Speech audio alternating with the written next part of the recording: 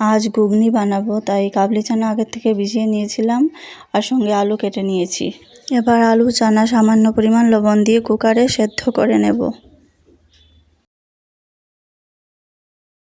পুরোপুরি সিদ্ধ হয়ে গেছে, নামিয়ে জল ঝরিয়ে নিয়েছি।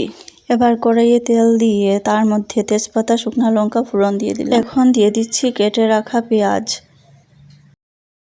এবার দিয়ে দেব আগের থেকে করে রাখা পেঁয়াজ, রসুন, আদা, কাঁচা লঙ্কার পেস্ট।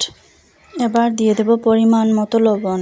এখন দিয়ে দিচ্ছি হলুদ গুঁড়ো, ধনে গুঁড়ো, জিরে গুঁড়ো আর সামান্য পরিমাণ লঙ্কা গুঁড়ো। এখন মশলাগুলো ভালোভাবে কষিয়ে নেব। কষানো হয়ে গেছে, এখন দিয়ে দিচ্ছি আলু, কাবলি চানা।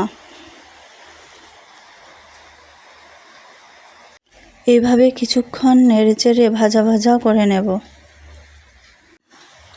এবার দিয়ে দিচ্ছি জল।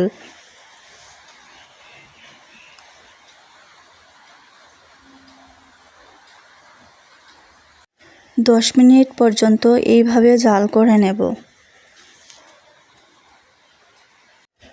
এবার গরম মশলা গুঁড়ো দিয়ে নামিয়ে নেব।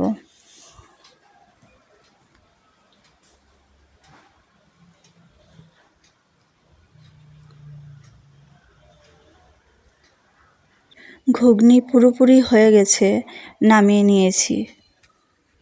এবার রুটি তৈরি করে নেব। এক এক করে সবগুলি রুটি বানিয়ে নেব।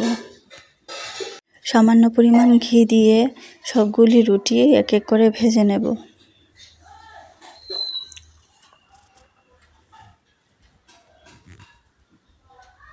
রুটি ঘুগনি তৈরি হয়ে গেছে।